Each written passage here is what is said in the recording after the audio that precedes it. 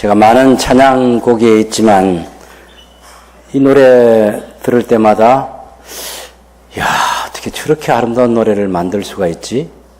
예, 그 생각을 항상 가져요. 오늘도 동일한 마음이에요. 혹시 자기들이 불러놓고 은혜 받아요? 예? 예.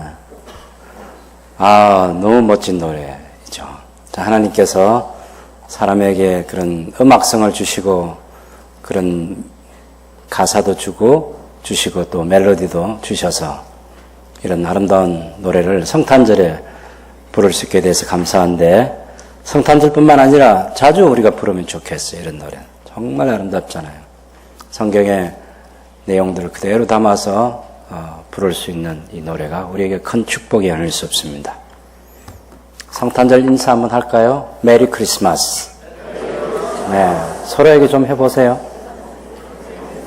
네.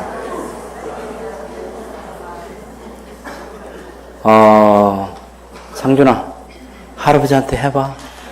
괜찮아. 담대하게. 네.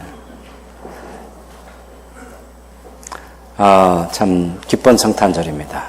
오늘 주일을 또 2018년에도 맞이할 수 있게 돼서 얼마나 감사한지 몰라요.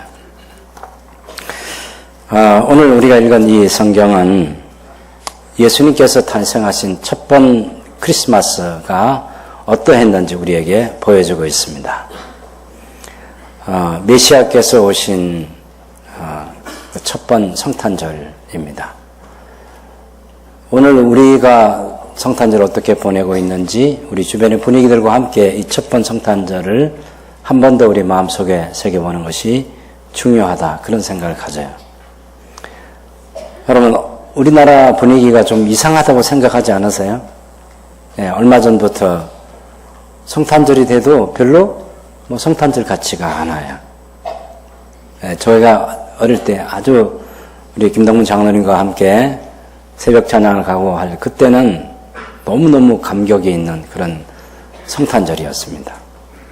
새벽 찬양 가면서 멀리 가면서 또 때로는 그 징검다리 건너다 물에 빠져가지고 양말 다 버리고 마지막 집에 들어가서 아침 예배 때까지 그 집에 죽치고 있으면서 떡국도 얻어먹고 그랬던 기억이 있습니다. 어쨌든 그때는 정말 요란했어요. 예, 저도 청년 시절에 성탄절 보내면 장식하느라고 날밤 꼬박 세우고 또 한 달 정도는 주일학교 아이들 성탄절 발표에 준비시키고, 믿거나 말거나 또 연극 같은 그런 각본은 한 3개월 전에 다 완성해서, 제가 그래도 그런 작가입니다. 네. 그렇게 해서 저희 군대항 주일학교 연합대회에 나가서 저희 교회가 우승도 하고 그랬습니다. 그렇게 교회 봉사를 하다 보면 또 집에 분위기가 너무 안 돼서 또 집에 가서 밤 12시 넘어도 새벽 4시 전까지 그 새벽 찬양, 새벽송 오시는 분들에게 우리 집에도 성탄절을 보냅니다라는 그런 크리스마스 트리를 작은 것이지만 만들어 놨던 그런 기억이 납니다. 우리나라 지금 백화점이나 이런데 상가에서 이런데 성탄절 분위기를 알 수 있는 노래가 거의 사라졌어요. 제가 깜짝 놀랐어요. 왜 그러냐고 물어봤더니 이 음원, 그 성탄절 노래를 틀면 그 큰 공간에서 그런 걸 틀면 돈을 내야 된대요. 그래서 돈 아끼느라고 저작료를 줘야 되기 때문에 그래서 안 튼다는 겁니다. 좋은 건가요? 안 좋아요?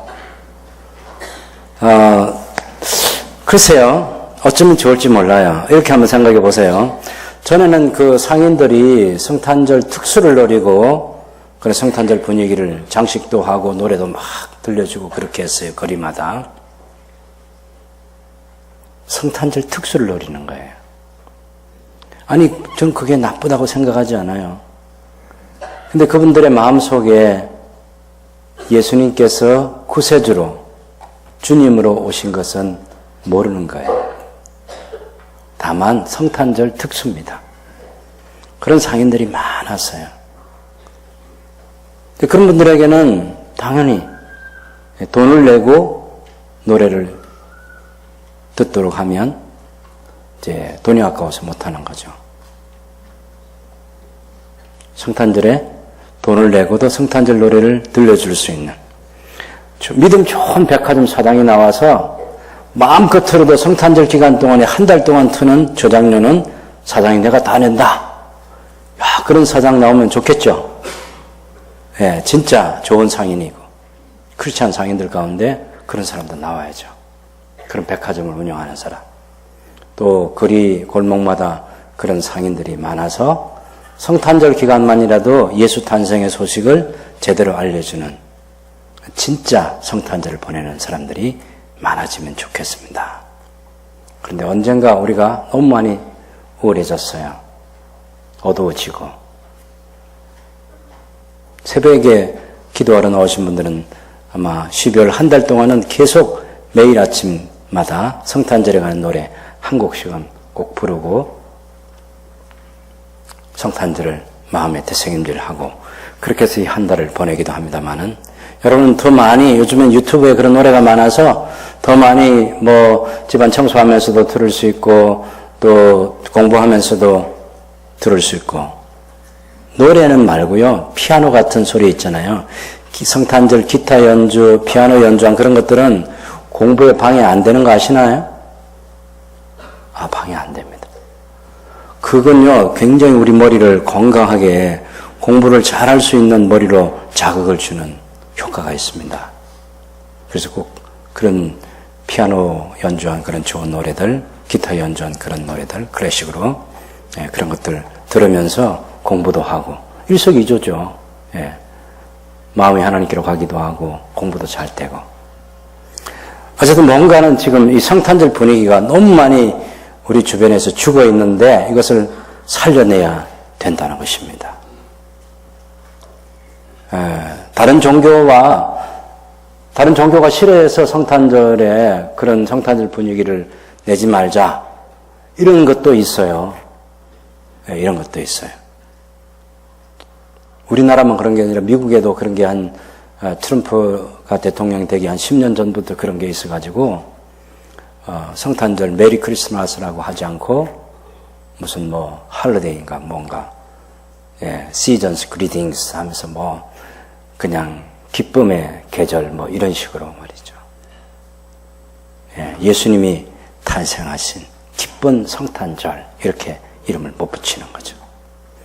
성탄절이야말로 전 세계에서 지킴 전쟁을 하다가도 성탄절 기간만큼은 우리가 총을 내려놓고 휴전을 하자 그렇게 해서 하죠. 그것이 뭐죠? 그 메시지가 예수께서 이 역사 속에 오셨다는 것입니다. 예수님을 부정할 수가 없습니다. 예수님을 부정하려면 역사를 부정해야 돼요. 예수 부정이 안 됩니다. 예수님을 어떻게 얘기할 건가요? 성탄절이 있는데 성탄절이 있어요.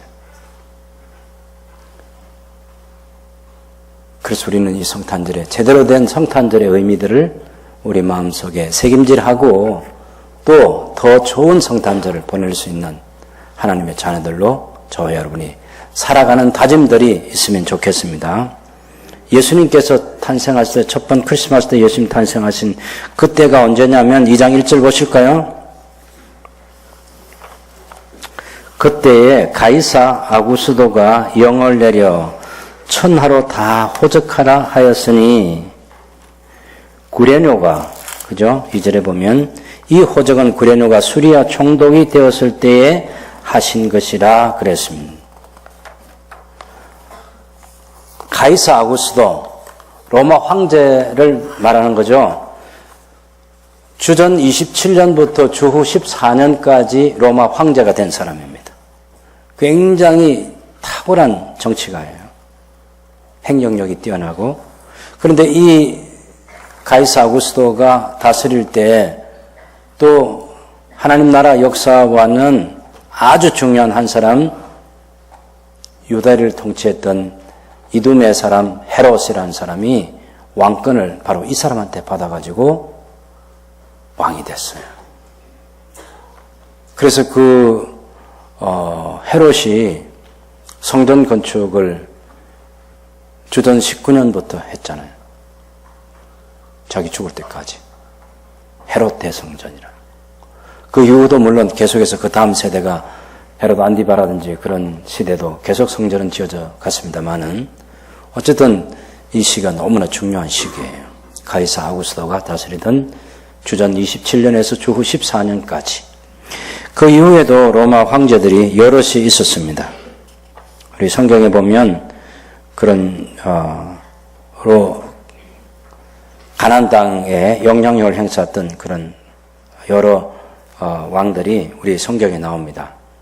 글라우디오 황제라든지 그런 또 네로 황제와 같은 그런 역사가 이 성경 시대와 함께 있었습니다. 그 가이사 아구스토가 명령을 내렸어요. 칙령이라 그렇게 말하기도 하고 로마 제국 하에 있는 모든 사람들은 다 호적을 자기 고향으로 가서 해라. 현재 내가 살고 있는 여기가 아니고 자기 고향으로 가서 호적을 해라. 그렇게 해서 로마 제국을 경영하는데 세금을 거둬들여야 되는데 정확하게 인원 파악을 해야 돼요. 인구 조사가 필요했던 것입니다. 이때부터 시작해서 로마는 12년 간격으로 계속해서 인구 조사를 해서 세금을 거둬들이는데 차질이 생기지 않도록 그런 정치를 했습니다. 가이사 아구스토. 근데 언제 했는지 잘 몰라요. 그랬더니 2절에 보면 이 호적은 구레노가 수리아 총독이 되었을 때 처음 한 것이라. 이 구레노라는 사람이 수리아 총독을 2번 했습니다. 주전 12년에서 2년까지, 주후 6년에서 9년까지 이렇게 2번을 했는데 처음 총독이 되었을 때 주전 12년에서 2년 그 사이에 호적을 하게 한 거죠. 로마 황제가 총독들을 시켜서 각 속국들을 이렇게 다스리잖아요. 황제의 이 명령이 모든 나라들에 다 영향을 미치게 되는 그런 건데 직접적인 관리는 이 총독들이 해야 되겠죠. 그래서 구레노라는 사람이 자기가 관할하고 있는 가나안 땅, 팔레스타인이라고 하는 그쪽에 영향력을 끼쳐서 거기도 호적을 하라고 정리를 해라. 이런 명령을 내린 거죠. 그런데 중요한 것은 한 50km, 145km 되는 갈릴리 나사렛에서 베들레헴까지 이 산모가 산딸이 지금 된 이 산모가 거기까지 가서 호적 정리를 했다는 사실입니다. 뭘 볼 수 있죠? 황제의 명령. 야, 정말 대단한 것이구나. 왜 아기 놓고 가면 안 돼요? 아기를 산딸이 되기 전에 한 임신 5개월이나 6개월 돼서 그때 가서 하면 안 되나요? 지금 하나님께서 이 모든 상황들을 다 관장해 가시는 거죠. 거기 가서 아기를 낳아야 돼요. 그 타이밍을 하나님께서 주재하시는. 황제는 몰라요. 자기는 세금 거둬들일 욕심으로 그냥 호적 명령 정리하도록 명령을 내렸을 뿐이고, 총독 또한 황제의 명을 받아서 자기 관할 지역에서 언제까지 하라 이게 있겠죠. 우리 주민등록 갱신할 때 언제까지 주민등록 갱신하라 이거 있잖아요. 예, 바로 그건 좀 못해도 괜찮아요, 사실은.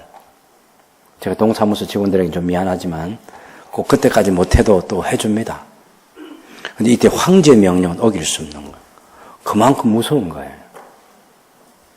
하나님께서 세상의 황제를 동원해가지고 하나님 나라의 구원 역사를 예언된 대로 진행해 가시는 거예요. 다윗의 자손으로 메시아가 오셔야 된다는 것, 그리고 다윗의 동네에 베들레헴에서 그 메시아가 탄생해야 된다는 것. 미가서 5장 2절의 말씀을 성취하시기 위해서 그곳에 가서 호적을 하는 것입니다. 제국의 왕들. 이 제국의 왕이 굉장히 힘이 있어 보이는데 그 배후에 하나님이 계신다는 거예요. 사실 앞서간 역사 속에서도 아수르 제국이나 바벨론 제국이나 페르시아 제국이나 페르시아 제국 아에서 뭐 고레스라든지 다리오라든지 또 아닥사스라든지 그런 왕들도 다 하나님께서 사용하신 거죠. 다 예언된 대로 하시는 거예요. 우리가 성경 에스라 1장 1절에 보면 바사왕 고레스 원년에 여호와께서 예레미야의 입을 통하여 하신 말씀을 이루게 하시려고 바사왕 고레스의 마음을 감동시키시며 그가 온 나라에 공포도 하고 조서도 내려 이르되 하나님께서 고레스를 통하여 하실 일을 예언을 하셨어요. 그러기 위해서는 바벨론 왕 느부갓네살도 또한 하나님께서 어떻게 다스릴지를 하나님께서 결정을 해놓으신 것입니다. 예레미야 25장 9절에 보라 내가 북쪽 모든 종족과 내 종 바벨론의 왕 느부갓네살을 불러다가 이 땅과 그 주민과 사방 모든 나라를 쳐서 진멸하여 그들을 논란과 비웃음거리가 되게 하여 땅으로 영원한 폐허가 되게 할 것이라 여호와의 말씀이니라. 바벨론의 왕 느부갓네살을 하나님께서 내 종이라 하고 이렇게 부릅니다. 하나님이 뭐 쓰시고 싶은 대로 쓰시고 또 수명이 다 되면 그냥 또 버리시고 그런 권한이 하나님께 있다는 그 얘기죠. 절대적인 주권이 느부갓네살 자기는 몰라도 하나님이 이미 선자 예레미야를 통해서 느부갓네살이 등장하기 전부터 다 예언되어 있는 거예요. 예레미야 20장 6절에 이제 내가 이 모든 땅을 내 종 바벨론의 왕 느부갓네살 손에 주고 또 덜짐승들을 그에게 주어서 섬기게 하였다. 예레미야 43장 10절에 그리고 너는 그들에게 말하기를 만군의 여호와 이스라엘 하나님께서 이와 같이 말씀하시되 보라 내가 내 종 바벨론의 느부갓네살 왕을 불러오리니 그가 그의 왕자를 내가 감추게 한 이 돌들 위에 놓고 그 화려한 큰 장막을 그 위에 치리라. 바벨론의 왕 느부갓네살, 페르시아의 왕 고레스 다 하나님이 쓰시는 왕입니다. 자기들은 모르는 거죠. 지금 로마의 이 가이사 아우구스토라는 이 황제 옥타비아누스 그죠?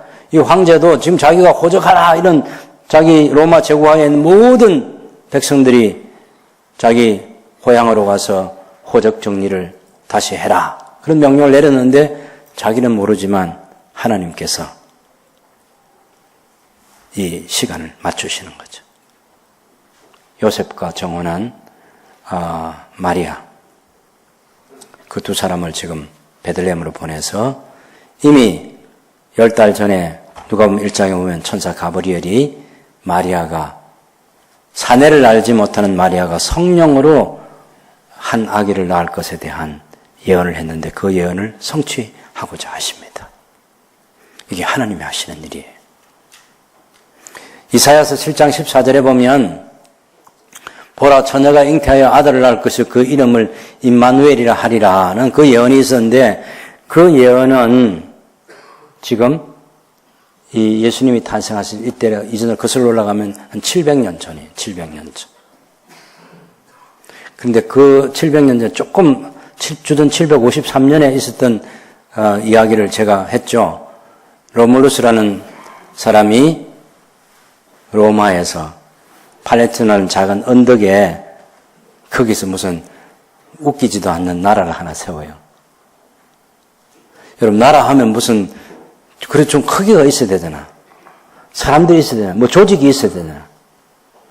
뭐 그런 것도 내세울 것이 없는 몇 사람 모아가지고 우리가 나라를 세우자. 그 나라 이름을 로마로 하자. 이렇게 점을 하나 딱 찍었다. 언제? 북이스라엘이 최고의 영광을 누렸던 여로보암 2세가 죽고 그 아들 스가랴가 왕이 되어서 살해되는 주전 753년이고 722년에 멸망했죠. 북이스라엘 멸망이 30년 전에 로마가 세워졌어요.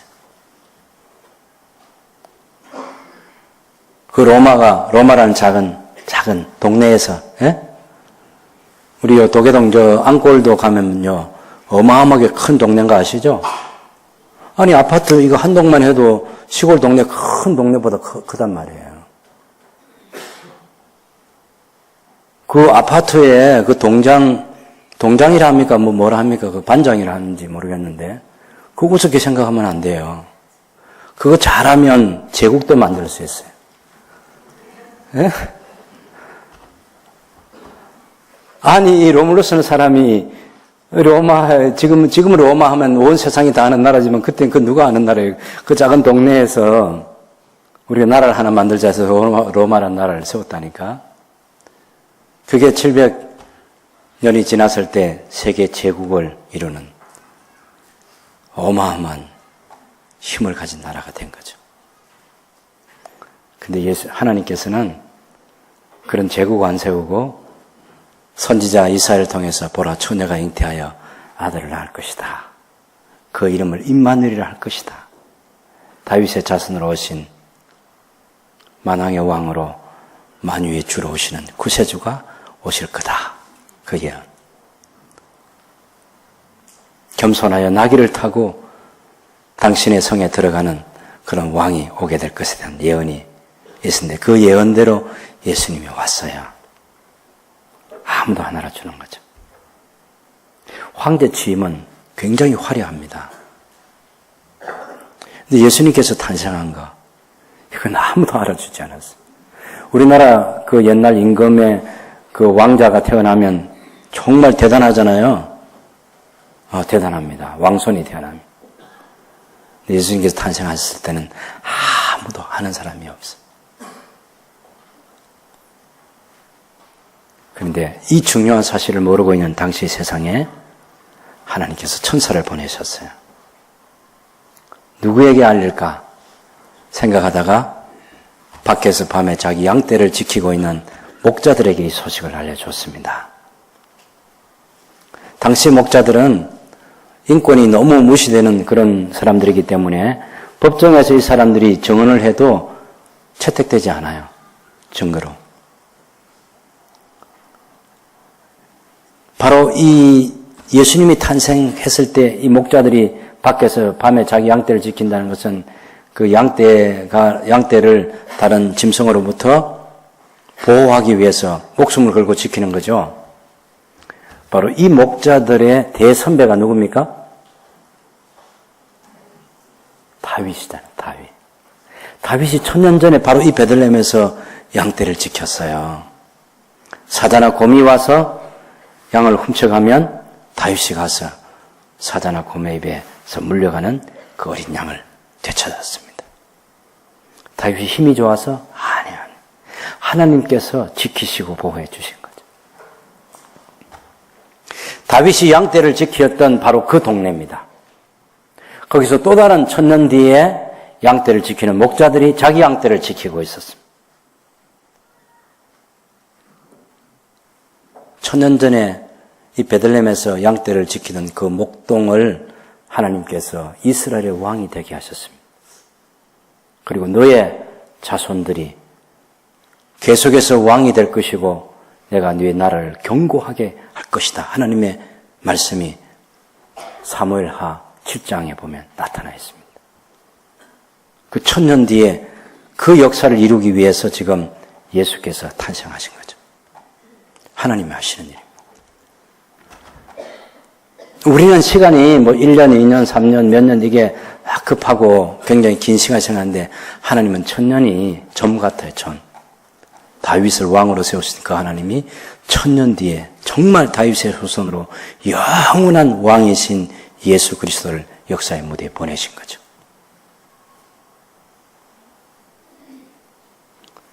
제가 지금 여러분들에게 하나님께서 세계의 역사를 어떻게 주재해 가시는지 그것은 생각을 좀 하도록 지금 이런 설명을 하고 있는 것입니다.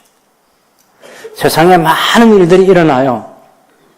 세상에 전쟁을 해가지고 힘으로 왕이 되는 사람들도 많아요. 근데 하나님께서는 그런 방법으로 옛날 아수르가 했고 바벨론이 했고 페르시아가 했고 또 헬라 제국이 했던 알렉산더가 했던 그런 방식이 아니고 로마 제국이 했던 그런 방식이 아닌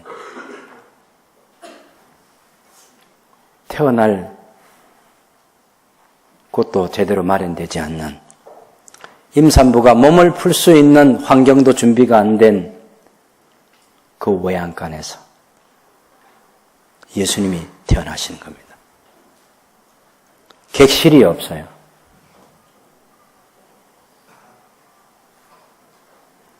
그런데도 그 예수님은 나셨습니다.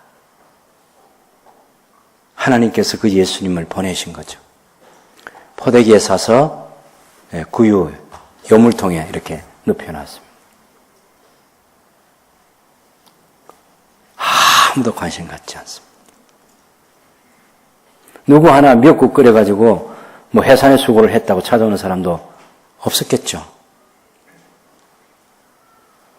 다 굉장히 분주한 때에 얼마나 사람들이 예루살렘에 많이 밀리고 또 호적하기 위해서 그 베들레헴 자체도 다른 지역에서 호적하러 온 사람들 때문에 짐을 풀어놓을 곳이 없는 객실이 부족했던 그런 때 아니겠습니까?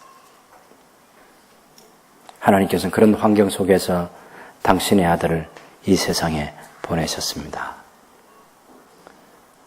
그런데 하나님은 이게 너무 중요한 일이에요. 그래서 이 소식을 누구에게 알려줄까 하다가 목자들에게 알려주는 거예요. 누구를 보내죠? 천사를 보내서 알려줍니다. 뭐라고 말합니까? 그 지경에 목자들이 밤에 밖에서 자기 양떼를 지켰는데 주의 사자가 곁에 서고 9절에 보면 주의 영광이 그들을 두루비치며 크게 무서워하는지라. 우리가 주라고 할 때 항상 신약 성경을 할 때 주는 정신 바짝 차리고 그 주가 누군지를 봐야 됩니다. 신약 성경에서는 여호와를 주라고 부르는 데가 있어요. 구약에 있는 여호와를 헬라어로는 어떻게 하지 못해가지고 그냥 큐리오스라고 그냥 그렇게 주라고 했다고. 근데 예수님도 우리 구주 예수님, 우리 주 예수님 그러잖아요. 거기 11절에 보면 오늘 다윗의 동네 너희를 위하여 구주가 나셨으니 곧 그리스도 주시니라 이렇게 돼 있죠. 그리스도 주, 이때도 큐리오스예요. 큐리오스.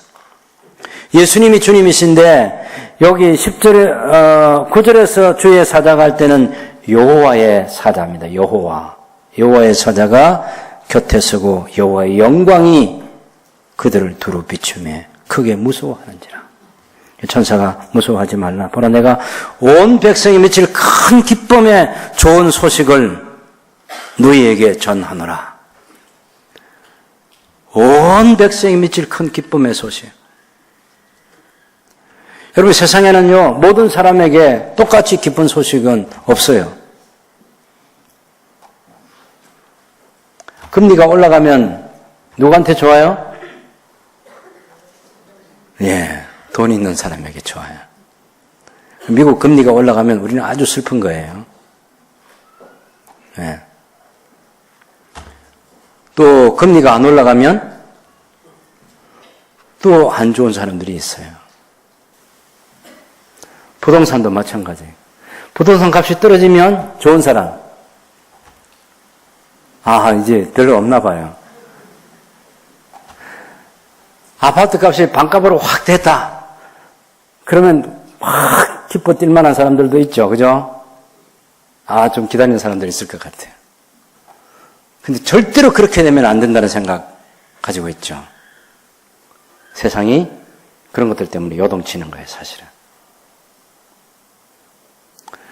여러분, 러시아라는 저런 나라가 말이에요. 연금 제도가 잘 돼 있는 나라인데, 그 러시아가 한때 그 연금 제도 때문에 얼마나 그 어려운 시간을 보냈습니다. 연금이라는 것도 그런 거예요. 너무 그래서 연금 제대로 야무지게 넣어 놓았다고 그것이 우리 행복을 보장해 줄 거다. 그렇게 생각하면 안 됩니다. 돈이 값이 없으면, 몇백만을 받아도, 몇천만을 받아도 돈이 안 돼요. 지금은 아니지만 남미의 그런 몇몇 나라들 옛날, 부흥 집회 인도하러 갔던 목사님들이 설교하는 돈을 한 가방 주더래요. 한 가방. 근데 그 한 가방 가지고 구두 한 켤레를 못 사요. 얼마든지 그렇게 요동칠 수 있는 거예요. 어떤 나라가 힘이 있어지면 어떤 나라가 힘이 없어지고요. 어떤 사람은 부자 되면 어떤 사람은 가난해지고. 그래서 모든 사람에게 똑같이 기쁨의 소식이 되는 것은 세상에 존재하지 않습니다. 딱 한 소식만이, 예수 그리스도의 소식만이 모든 사람들에게 기쁨이 되는 소식입니다. 온 백성이 미칠 큰 기쁨의 소식. 성경은요, 웬만하면 형용사를 잘 안 써요. 그냥 좋으면 좋다. 그렇게 말하잖아요. 근데 이거는 너무 그냥 그렇게 말해가지고는 안 되는 소식이에요. 우리가 창세기 1장에 보면 하나님께 천지를 창조하실 때도 맨 마지막에 다 창조하셔가지고 사람들에게 주시고 나서는 심히 하나님께서 좋아하셨어요. 그런 형용사는 잘 쓰지 않는다. 여기도 큰 기쁨의 좋은 소식, 이건 잘 안 쓰는 그런 표현이에요. 근데 천사가 자기도 전하면서 이것이야말로 큰 기쁨의 좋은 소식이다.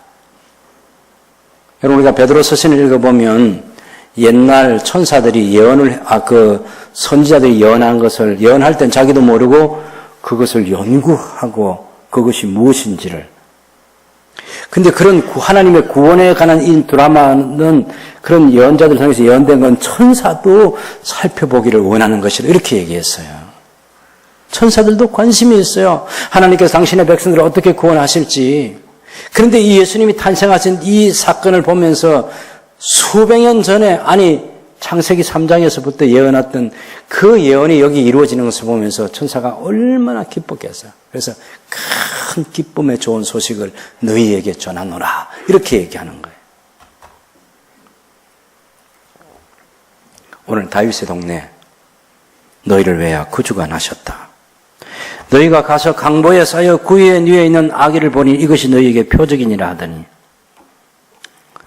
여러분 그 4절에 보면 요셉도 다윗의 집 속속임으로 이렇게 얘기했는데 다윗의 집과 가문입니다. 하나님께서 왕을 보내주시겠다고 약속한 바로 하나님과 언약을 맺은 특별한 이 약속이 다윗과 하나님께서 언약을 맺으셔서 그 후손들에게 성취될 거예요. 지금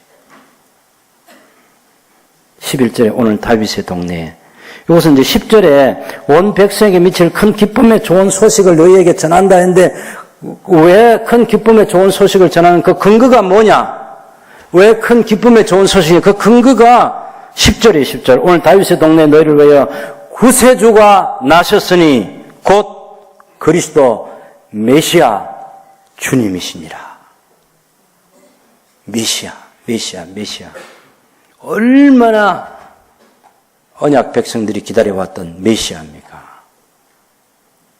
그 메시아가 드디어 탄생하셨다는 것. 너희가 가서 강보에 쌓여 포대기에 쌓여 구유에 뉘어 있는 아기를 보니 이것이 너희에게 표적이니라. 야, 이렇게 큰 기쁨의 좋은 소식이 목자들에게 전달되는데 그때 갑자기 하나님께서 장면을 확 분위기를 어마어마하게 만들어 버리시는데 수많은 천구를 천사들과 함께 보내주는 거예요. 그리고 놀라운 찬양의 드라마를 하나님 펼치시는 거예요. 여러분 성탄절 되면 가끔 그런 거 보시죠? 누가 한 사람 탁 노래를 시작했는데 막 노래하는 사람, 악기 들고 온 사람 막 몰려와가지고 그 어떤 공항이나 역광장이나 병원이나 이런 데서 그런 노래하는 거 보셨죠? 그런 장면이에요, 그런 장면. 조용했던 그 들판에요. 그 목자들에게 천사가 나타나서 메시지를 전하고, 그리고 나서는 하나님께서 그 소리를 듣고 있는 목자들에게 어마어마한 천군 천사를 보내가지고 찬양을 부르게 하는 이 장면을 연출해 주는 거예요. 여러분, 우리 찬양대가 노래하거나 또 글로리아 찬양팀에서 이런 노래할 때 이게 하루아침에 되는 거 아니잖아요. 이게 갑자기 되는 거 아니라고. 하나님께서 천군 천사를 보내셔가지고 찬양을 하게 합니다. 지극히 높은 곳에서는 하나님께 영광이고 땅에서는 하나님의 기뻐하심을 입은 사람들 중에 평화로다. 이렇게. 여러분, 평화라는 것은요, 그리스도를 떠나서 진정한 평화는 없습니다. 이 로마 가이사 아구스도가 통치하는 그 로마가 어떤 나라죠? 자기들이 외치는 말이 뭐예요? 팍스 로마나, 그죠? 겉으로는 외형적으로는 막 싸우고 하는 그런 일이 없어요. 딱 로마의 그 군대의 힘에 의해서 다 질서가 유지되고 있기 때문에 평화로 그렇게 보이잖아요. 그게 진짜 평화가 아니라는 거예요. 참된 평화는 하나님이 기뻐하시는 사람들에게 그리스도를 통해 주시는 그 평화만이 참된 평화예요. 그래서 지극히 높은 곳에서는 하나님께 영광이고 땅에서는 하나님의 기뻐하심을 입은 사람들 가운데 평화다. 그 찬송이 울려 퍼졌습니다. 찬송의 주제가 대단한 거죠. 평화, 우리가 인위적으로 만들어지는 게 아닙니다. 지금 우리가 고대하는 것 중에 하나는 뭡니까? 남북이, 북한이 핵을 포기하고 남북이 교류하고 잘 돼가지고 남북 통일이 이루어지는데 평화 통일이 이루어지고 그럼 막 평화 시대가 열릴 것으로 그렇게 기대하잖아요. 정말일까요? 청년들 한번 대답해 봐요. 우리가 남북 통일이 되면 평화가 이루어질까? 북한의 핵무기 그거 몇 개 된다고. 중국과 러시아는요, 어마어마하게 준비해 놨습니다. 무슨 평화 있어요?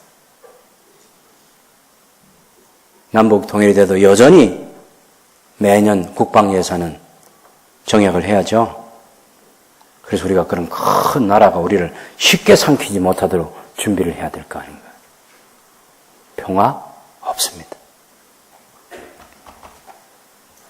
참된 평화는 하나님께서 기뻐하시는 사람들에게 그리스도를 통하여서 주시는 평화만이 진정한 평화입니다. 어떤 상황에서도 평화를 누릴 수 있습니다. 예수님께서 말씀하시면 내가 너희에게 평안을 주는데 이 평화는 세상이 너희에게 주는 것과 같지 않다. 주님이 주신 참된 평화입니다. 그리고 진정한 평화는요, 그 악의 삼총사 있죠. 악의 삼위일체, 사탄, 두 짐승. 계시록 20장에 있는 것은 그것들이 다 영원한 불 가운데 던져져야만 진정한 평화가 오는 거야. 사람과 하나님의 관계를 깨어지게 만들고 사람과 사람과의 관계를 깨어지게 만드는 사탄의 역사가 있는 곳에 그의 하수인들인 악령들의 역사가 있을 때는 평화가 제대로 이루어지지 않습니다. 무슨 짓을 할지, 무슨 짓을 할지. 천사들의 노래가 희망이 있는 노래. 지극히 높은 곳에서는 하나님께 영광이요, 땅에서는 기뻐하신 이번 사람들 중에 평화로다. 누구 때문에? 지금 갖는 아이로 태어나서 포대기에 쌓여서 여물통에 누워있는 아기 예수 때문에 그렇게 된다는 것이죠. 천사들이 하늘로 올라가고 나서 목자들이 자 이제 베들레헴으로 가서 주께서 우리에게 알리신 바 다 이루어진 일을 보자 하고 확인을 했더니 그렇게 됐습니다. 16절에 빨리 가서 마리아와 요셉과 그 위에 누인 아기를 찾아서 보고 천사가 자기들에게 이 아기에 대하여 말한 것을 전하니 듣는 자가 다 목자들이 그들에게 말한 것을 놀랍게 여기더라. 오래전에 선지자를 통해서 예언한 그 예언이 지금 성취된 것은 목자들에게 알려진 그 소식대로라는 것을 확인하게 된 거죠. 마리아는 이 모든 일을 마음에 새기어 생각하니라. 여러분, 예수님 오신 지 첫 번 크리스마스가 있고 나서 2000년이 더 된 시간 속에 우리가 오늘의 크리스마스를 맞이하고 있어요. 그때 마리아가 예수님의 탄생을 마음에 새겼던 것처럼 이 시대도 우리가 그 예수님을 마음에 새겨야 합니다. 동정녀 마리아에게서 탄생하신 예수 그리스도, 십자가에 달려서 우리 죄 때문에 돌아가신 예수 그리스도, 묻히시고 부활하신 예수 그리스도, 승천하신 예수 그리스도, 다시 오실 예수 그리스도. 절대로 잊으면 안 되죠. 그 예수님 때문에 우리의 입술에 찬송이 떠나지 않아야 돼요. 이 목자들이 자기들이 보고 들은 것을 증언했던 것처럼 우리도 예수님에 대한 것을 우리가 목자들보다 더 많이 알아요. 우리가 아브라함과 이삭과 야곱보다, 우리가 예수님의 12제자보다 우리가 더 성경을 통해서 하나님의 나라와 우리 주 예수 그리스도와 성부, 성자, 성령 하나님에 대해서 우리가 제대로 된 지식을 가지고 있어요. 하나님의 나라를 말해야 합니다. 예수는 그리스도라고 말해야 합니다. 무슨 방법을 동원해야 돼요. 돈 아낀다고 성탄절 장식을 안 한다고 돈이 남나요?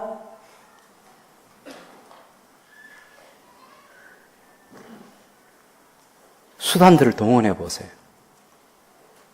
성탄절의 소식을 요즘은 좋잖아. 딱 그 카톡에 보낼 수 있는 그런 성탄 카드 만들어가지고 성탄의 기쁜 소식을 다른 사람들에게 알려주고. 이때가 왜곡하고 우리가 전도할 수 있는 거예요. 그렇죠? 예? 아니, 성탄절에 예수님께서 오신 구주 예수 그리스도를 통해서 당신에게 하나님의 복이 있기를 이거 빌어준다고 기분 나빠할 사람 없습니다. 온 세상이 아는 성탄절인데. 엽서도 보내고 문자도 보내고 오늘 오후 시간도 있고 내일도 있고 모레도 있고 있습니다. 놓치지 말기를 바라요. 이때 안전하고 우리가 전도 대상자들, 우리 마음에 품고 천국에 함께 가고 싶은 사람들, 그런 사람들에게 예수님의 탄생 소식을 알려주는 거예요. 너무 중요한 시기예요. 여기 보세요. 여기 보면 말은 이 모든 말을 마음에 새기어 생각하니라. 목자들은 자기들에게 이르던 바와 같이 듣고 본 그 모든 것으로 인하여 하나님께 영광을 돌리고 찬송하며 돌아가니라. 하나님이 행하신 구주 예수 그리스도의 탄생을 하는 이 목자들이 찬송하며 자기 곳으로 돌아가는 거예요. 야, 이것이 얼마나 아름다움이에요. 비록 세상에서 그들의 신분을 인정해 주지 않아요. 제일 낮은 신분의 사람일 수 있어요. 근데 그 사람들 속에 찬송이 있어요. 찬송이 있어요. 찬송. 우리가 이 찬송을 가지고 살아야 됩니다. 아쉬운 게 뭐냐면요. 12월 25일이 딱 지나고 26일이 되면 성탄절 찬송 안 부르는 거예요. 아니, 계속 불러도 괜찮아요. 사시사철 불러도 괜찮아. 노래 불러야지. 찬송해야지. 참 반가운 신도여 다 이리 와서 우리에게 보내주신 하나님의 아들 예수 그리스도 때문에 기뻐하고 찬양하고 그 앞에 경배하고 무릎 꿇고 노래하고, 노래를 통해서 뭘 얘기해야 돼요? 예수님을 증거해야 돼요. 노래를 통해서.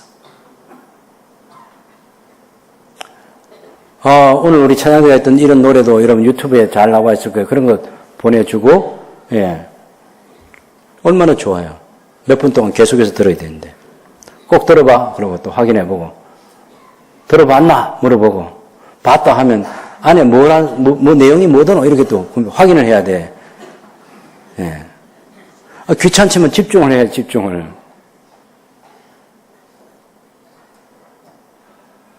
여러분, 성탄절의 분위기가 너무 가라앉아 있습니다. 이런 분위기 다시는 만들지 맙시다. 예수님이 이 세상에 왕으로 오셨습니다. 우리를 위해서 구원하시기 위해서 십자가에서 돌아가셨고 부활 성천하셨습니다. 이제는 어린아기가 아닙니다. 마리아의 품에 누워있는 젖먹이가 아니에요. 온 세상의 왕이십니다. 온 백성이 미칠 큰 기쁨의 좋은 소식은 예수 소식밖에 없습니다. 이 소식 마음에 새기고 이분 예수 그리스도를 우리의 사랑하는 가족들과 이웃들에게 증거하고 온 세계에 증언하는 정인의 삶을 살아가는 복된 하나님의 자녀들이 되시기를 바랍니다.